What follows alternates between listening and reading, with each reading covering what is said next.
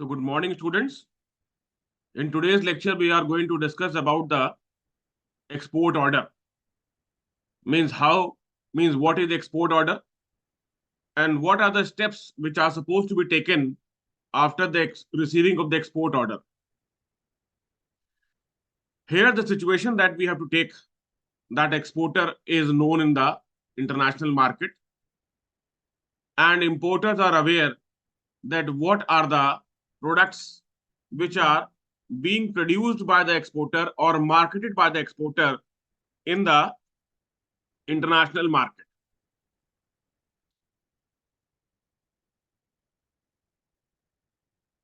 Means export order is basically a kind of document in which the importer requests the exporter for buying of certain goods of certain specification. That means you can say an export order is just like a catalog or a request letter,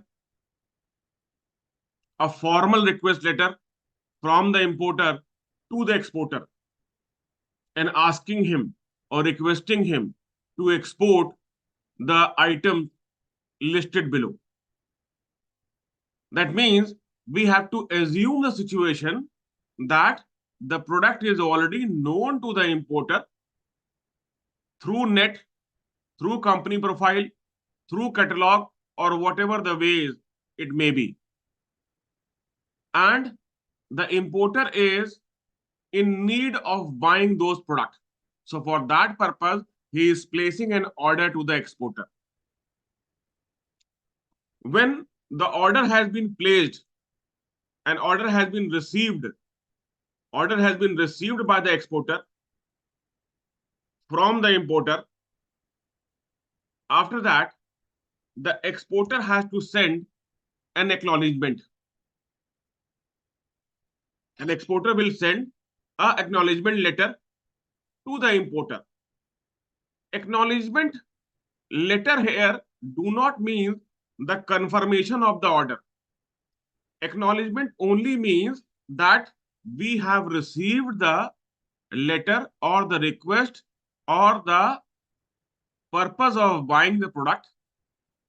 Now, exporter is going to communicate the thanks to the importer for placing the order. But this acknowledgement letter should not be considered as the confirmation of the order itself. So we can say the first step is the order is placed by the importer to the exporter. And second step is that exporter is going to send an acknowledgement letter to the importer thanking him, but not to be considered as the confirmation of the order, and he is going to get back very soon. After that, after sending the acknowledgement letter, the exporter is going to scrutiny or go for screening of the export order. Scrutiny or screening of the export order, basically, here we are trying to mean that whatever is mentioned in the export order, whether the exporter is in position to fulfill all those points or not. Means what I am trying to say, as you are aware that the exporter and importer, they are not physically present. They are not able to physically face each other. They are trying to face each other with the help of certain mode. Mode can be online or mode can be the post also. And exporter is also not aware that whatever the order or specification which has been given by the importer, and the exporter is in position to export those items within the prescribed dimensions or specifications given by the importer, or the price quoted by the importer, or the time or place quoted by the importer. So for that purpose, exporter is going to go for the scrutiny of the export order. Scrutiny means whether they are in position to export the items given by the import as per the specification given in the export order. Now we should also understand that what can be the various points on which an exporter is supposed to go for a screening or a scrutiny of the export order. Like, first of all, the exporter is going to check the specification given by the importer with respect to description of the product and services. Means whether the product which has been mentioned in the export order belong to the exporter or not. Then what are the quality standards which are expected by the importer? Whether the exporter is going to meet all the desiredness or need or quality standards which are mentioned in the export order. The price which has been quoted by the importer, from where the price the importer has got, from which quotation number or the invoice number, that has to be mentioned on the export order. Here I want to say that as you are aware that a company can market the product in the international market with various quotation depending upon the we can say economy of the country or the customer. मतलब एक ही product company अलग अलग market में अलग अलग volume में अलग अलग स्पेसिफिकेशन से और अलग अलग प्राइस से देता है. तो ये जो कस्टमर ने कोट किया है ये किस कोटेशन से किया है? क्या हमने ऐसे प्राइस कोट किए थे मार्केट में? नहीं किए थे. And whether the price which are being quoted by the customer हम उसको दे पाएंगे कि नहीं दे पाएंगे, तो इस चीज का वेरिफिकेशन करेगा एक्सपोर्टर. नेक्स्ट, करेंसी, कि करेंसी का पेमेंट मींस किस करेंसी में पेमेंट होगा, ये भी एग्रीमेंट की बात है और ये एक्सपोर्ट ऑर्डर में लिखा होगा कि that in which currency the importer is wishing to make the payment. Then packing, marking and labelling, क्या कंडीशंस दी है इंपोर्टर ने प्रोडक्ट को पैक करने के लिए, उसमें क्या क्या लिखा होगा मार्किंग और किस तरह का लेबल चाहती है, ये भी वेरीफाई करना पड़ेगा कि हम ये कर पाएंगे कि नहीं कर पाएंगे. Mode of transport, road, air, rail and sea. What is the mode that is being expected by the importer from the exporter? It has also to be verified. Delivery कब चाहता है, कहां पे चाहता है, किस टाइम में चाहता है, हम उस टाइम में उस जगह पर डिलीवरी दे पाएंगे कि नहीं दे पाएंगे, इसको भी चेक कर लीजिए. जो इंश्योरेंस की शर्तें उसने रखी हैं इंपोर्टर ने, उनको भी देख लिया जाए कि दैट कि इंश्योरेंस अमाउंट और the premium will be paid by the exporter और द इंपोर्टर, या आधी दूरी तक या आधी वॉल्यूम तक. तो इंश्योरेंस का जो एग्रीमेंट होगा वो भी यहां पर डिसाइड करने की बात है कि that who is going to bear the risk and the cost. Inspection, जब गुड्स कंपनी से निकल रहे हैं फ्रॉम द एक्सपोर्टर कंट्री, तो उसको कौन इंस्पेक्ट करेगा? एक्सपोर्टर का इंस्पेक्टर करेगा या गवर्नमेंट करेगी या फिर इंपोर्टर अपना कोई इंस्पेक्टर भेजेगा एक्सपोर्टर कंट्री में और फिर इंस्पेक्शन होगा उसके जरिए, और वो अगर उसको ग्रीन सिग्नल देगा तो ही एक्सपोर्ट होगा. ये भी यहां पर वेरीफाई करना है. लिस्ट ऑफ डॉक्यूमेंट्स, कौन कौन से डॉक्यूमेंट्स इंपोर्टर ने लिखे हैं, क्या वो डॉक्यूमेंट्स हम पूरी तरह से दे पाएंगे? क्योंकि हर कंट्री के लिए अलग अलग एक्सपोर्ट और इंपोर्ट डॉक्यूमेंट होते हैं. ऐसा ना हो कि इंपोर्टर ने कोई अलग तरीके का डॉक्यूमेंट रिक्वाया हो. और लास्ट में अगर कोई डिस्प्यूट होगा तो किस कंट्री का लॉ माना जाएगा, दैट मीन्स किस कंट्री का लॉ ऑफ लैंड होगा, एक्सपोर्टर की, इंपोर्टर की, या कोई थर्ड कंट्री. तो ये सारे पॉइंट्स है जिनमें एक एक्सपोर्टर को चेक करना होगा कि एक्सपोर्ट ऑर्डर में जो हमारे इंपोर्टर ने चीजें मेंशन की हैं उनको वेरीफाई करना होगा, उनको चेक करना होगा कि हम इन शर्तों को हम कर पाएंगे कि नहीं कर पाएंगे.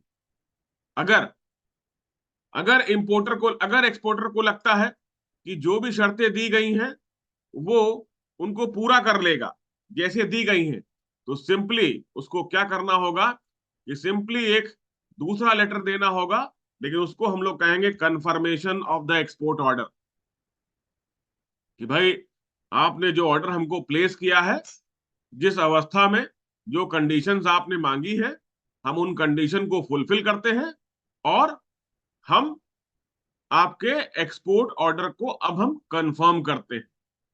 और अगर कुछ शर्तें में जो स्क्रूटनी किया है, there is some discussion required, then he is going to go for discussion. मान लीजिए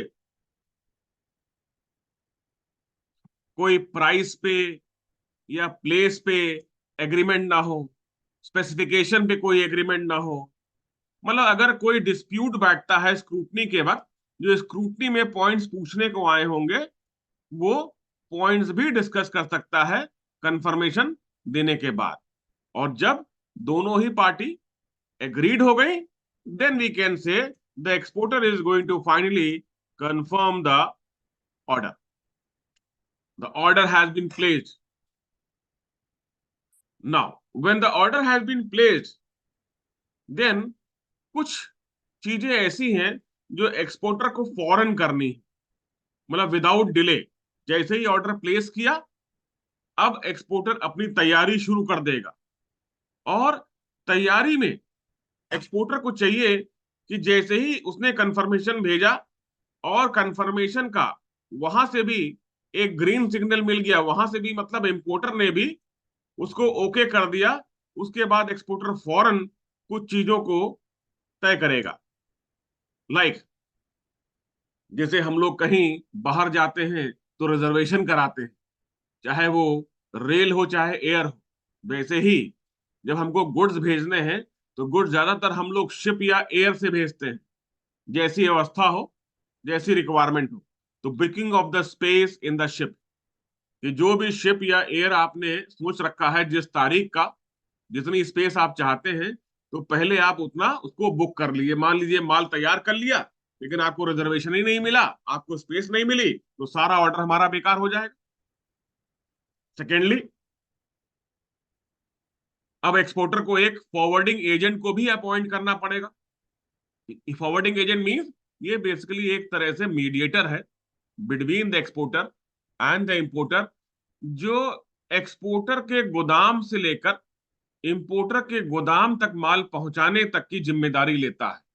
that means he is going to pick the export order from the premises of the exporter and will unload the goods into the premises of the importer. और बीच में जितने भी modes of transport या warehouse या custom, जितनी भी चीजें आएंगी या डॉक्यूमेंटेशन, वो सारा डॉक्यूमेंटेशन ये करेगा। That means exporter is trying to take a outsourcing service. उसके बाद साथ ही साथ एक्सपोर्टर को अपना एक्सपोर्ट लाइसेंस भी चेक करना चाहिए, क्योंकि लाइसेंस भी एक्सपोर्ट का कई तरीके का होता है। हमेशा के लिए लाइसेंस, आजीवन, या ईयरली लाइसेंस, या कोई प्रोजेक्ट है, कोई एग्रीमेंट है, उस तहत ही खाली लाइसेंस लिया गया है। तो जो भी गुड्स एक्सपोर्टर करना चाहता है एक्सपोर्ट को, उसके लिए उसको देखना पड़ेगा उसके लिए प्रॉपर लाइसेंस है कि नहीं। एक चीज और यहां पर, जो भी गुड्स हमारे इंपोर्टर ने मांगे हैं और एक्सपोर्टर हमारा एग्रीड हो गया है, तो एक्सपोर्टर को चाहिए वो चेक कर ले, कहां पर, अपने वेयर हाउस में, क्या वो गुड्स हमारे वेयर हाउस में मैन्युफैक्चर्ड अवेलेबल है कि नहीं। अगर है तो बढ़िया, अगर नहीं है तो अपने मैन्युफैक्चरिंग डिपार्टमेंट को कांटेक्ट करें कि क्या वो इस स्पेसिफिकेशन का, इतनी वॉल्यूम में, इस क्वालिटी का गुड्स इतने समय में बना सकते हैं कि नहीं। और अगर ये भी नहीं हो सकता, अगर है तो बढ़िया, अगर नहीं है then he has to see क्या वो ये गुड्स मार्केट से परचेज करके एक्सपोर्ट कर दे, क्योंकि उसको गुड्स एक्सपोर्ट करने हैं of a specification given by the importer and to the place and schedule given by the importer, and it has to be obeyed. और साथ ही साथ पांचवी चीज, वो पोर्ट अथॉरिटीज को, एक्साइज डिपार्टमेंट को और कस्टम अथॉरिटीज को भी इन्फॉर्म करेगा कि that he has received this export order from the this importer इस तारीख को इस पोर्ट से, इस शिप से, इस कंटेनर में वो निकलेगा, और साथ ही साथ वो गवर्नमेंट को भी इन्फॉर्म करेगा, जिनको हम लोग कहते हैं एक्साइज डिपार्टमेंट, जो कि टैक्सेस को लगाएंगी, और हमारे कस्टम डिपार्टमेंट, जो कि ये देखेंगी कि हमारे गुड्स सही हैं कि नहीं सही हैं।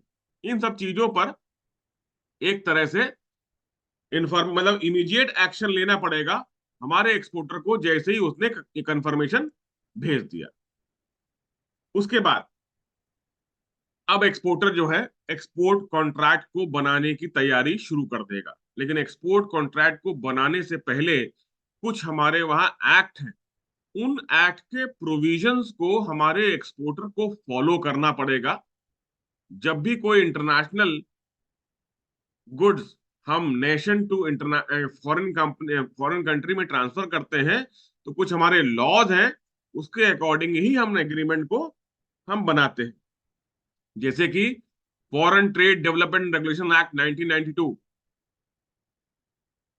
दूसरा फेमा जो फॉरेन एक्सचेंज के बारे में करता है, तीसरा इंस्पेक्शन कि कौन इंस्पेक्शन करेगा, किस क्वालिटी का होगा, कौन से रूल लगेंगे, कस्टम एक्ट और इंटरनेशनल ट्रेड एंड ये कमर्शियल प्रैक्टिसेस, ये सारे लॉज हैं जिनको देखना पड़ेगा हमारे एक्सपोर्ट ऑर्डर को, एक्सपोर्टर को। और फिर वो drafting of the export, drafting of the export contract को शुरू कर देगा। और एक्सपोर्ट कॉन्ट्रैक्ट को ड्राफ्ट करते वक्त भी एक्सपोर्टर को बहुत सारी चीजों को ध्यान रखना है, और कुछ इंपॉर्टेंट एलिमेंट्स हैं, पॉइंट्स हैं, उनको हम लोग यहाँ पर डिस्कस कर लेते हैं, जो कि जो स्क्रूटनी वाले पॉइंट थे वैसे ही। मतलब पहला पॉइंट कि पार्टीज का डिस्क्रिप्शन देना होगा एक्सपोर्ट कॉन्ट्रैक्ट में। इंपोर्टर कौन है, एक्सपोर्टर कौन है, कहाँ रहते हैं, उनका सब postal address, physical address, everything parties description should be है। कौन सा प्रोडक्ट एक्सपोर्ट इंपोर्ट हो रहा है उसका डिस्क्रिप्शन दीजिए। डिस्क्रिप्शन मतलब type of product, shape, size, colour, texture, everything has to be defined here. What is the quality that is being demanded, उस क्वालिटी को भी यहां फिक्स करना पड़ेगा। क्या प्राइस तय हुआ है दोनों में पर यूनिट, वो भी यहां पर एक्सपोर्ट कॉन्ट्रैक्ट में आएगा। पूरा एग्रीमेंट, पूरा कॉन्ट्रैक्ट कितनी वैल्यू का है, क्योंकि जितनी वैल्यू होगी उसी के हिसाब से टैक्स भी पड़ेगा, तो वो वैल्यू भी यहां पूरी डिफाइन करेंगी। किस करेंसी में पेमेंट होगा इसको भी फिक्स करना पड़ेगा, क्योंकि वो यूएसडी में होगा, सिंगापुर डॉलर में होगा, ऑस्ट्रेलियन डॉलर में होगा, जापानीज येन में होगा, या फिर एक्सपोर्टर की होम करेंसी में होगा।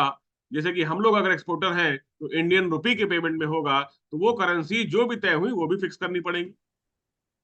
टैक्सेस एंड चार्जेस, कितना टैक्स लगेगा, क्या चार्जेस है, and who is going to bear the taxes and charges and how much, exporter और the importer, and how much taxes and charges will be beared, that is also to be fixed.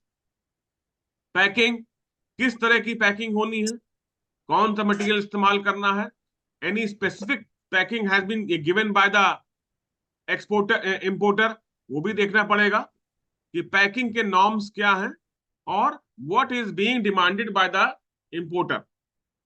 Then marking and labelling, कि importer क्या चाहता है कि जब हम लोग export करें, पैक कर दें, तो पैकेट के ऊपर क्या लिखा हो, कौन सा लेबल रखा हो, मतलब कौन सी लैंग्वेज में होना चाहिए। ज्यादातर हम लोग ये करते हैं कि एक रीजनल लैंग्वेज और एक हमारा इंटरनेशनल लैंग्वेज, इन दोनों लैंग्वेज को मिलाकर हम लोग एक तरह से मार्किंग एंड लेबलिंग अपने कंटेनर में करते हैं। कौन सा ट्रांसपोर्ट से एग्रीमेंट हुआ है, एयर से जाएगा, सी से जाएगा, तो मोड ऑफ ट्रांसपोर्टेशन को भी यहां फिक्स करना है, किस जगह पर जाएगा, किस टाइम पे पहुंचेगा। इंश्योरेंस के चार्जेस, कितनी वैल्यू का इंश्योरेंस है, कॉस्ट क्या है, रिस्क क्या है। इंस्पेक्शंस के कंडीशंस, कि वो कब इंस्पेक्ट किया जाएगा, पूरा खोला जाएगा कि पार्टली खोला जाएगा, कौन कौन से डॉक्यूमेंट्स हैं, मतलब ये सारी चीजें अब जो हम लोगों ने स्क्रूटनी में किया था, वो सारी चीजें हमारा एक्सपोर्ट कॉन्ट्रैक्ट पे ऑन पेपर्स में लिख दिया जाएगा कितना क्रेडिट, मतलब पेमेंट जो है वो फुल है कि पार्ट है, आधा अभी दे रहे हैं बाद में दे रहे हैं, फुल पेमेंट है। वारंटीज अगर कुछ है तो उनकी कंडीशंस क्या है। रिस्क किस शोल्डर से किस शोल्डर में ट्रांसफर हो रहा है, मतलब कितना रिस्क इंपोर्टर का है और कितना रिस्क हमारे एक्सपोर्टर का है। प्रॉपर्टी ट्रांसफर, प्रॉपर्टी यहां पे हो गई एक तरह से हमारा गुड्स, तो गुड्स की ओनरशिप भी ट्रांसफर होगी। कब ट्रांसफर होगी इसके बारे में मेंशन होगा, मतलब from the exporter to the importer the transfer of ownership has to be given. Export licence के बारे में इंफॉर्मेशन जो भी है, एक्सपोर्टर का इंपोर्ट लाइसेंस, इंपोर्टर का इंपोर्ट लाइसेंस, वो सारी चीजें यहां पर लिखी जाएंगी। कोई नेचुरल क्लेमिटीज आती है तो उस कंडीशन में कौन जिम्मेदार होगा। अगर कोई डिस्प्यूट अराइज होता है तो कौन सी लैंड का रूल लगेगा, लॉ ऑफ लैंड, इंपोर्टर का, एक्सपोर्टर का, या third country. Law of contract, कौन सा एक्ट, कौन से लॉज जो भी हम लोगों ने डिस्कस किए वो इस पे एप्लीकेबल होंगे, और किस कंट्री का जो डायरेक्शन है वो भी यहाँ पर, मतलब everything has to be defined, everything has to be defined in the export order, और we can say export contract. So we can say कि पहले हमारा एक्सपोर्ट ऑर्डर आएगा, एक्सपोर्ट ऑर्डर जैसे ही रिसीव हुआ हम उसको एक्नॉलेज करेंगे, स्क्रूटनी कर देंगे कि हम इसके लायक हैं कि नहीं है, हम कंफर्मेशन भेज देंगे। कंफर्मेशन के बाद कुछ हम तैयारी कर लेंगे जिससे कि हम एक्सपोर्ट ऑर्डर को स्मूथ ये कर पाए, और फिर कुछ रेगुलेशंस को हम ध्यान रखेंगे, और फिर हम एक तरह से एक्सपोर्ट कॉन्ट्रैक्ट को फ्रेम करके अपने इंपोर्टर को, ये फ्रेमिंग के कुछ इंपॉर्टेंट पॉइंट्स हैं जिनको ध्यान में रखना है, और फ्रेम करके हम वो एक्सपोर्ट कॉन्ट्रैक्ट इंपोर्टर को भेज देंगे, हमारा साइन हो जाएगा, उसका साइन हो जाएगा, that means the agreement has been find. So I hope in this lecture you must have understood that what is the concept of the export order and the export contract. In the next lecture we will take up some other interesting topic about the export and import.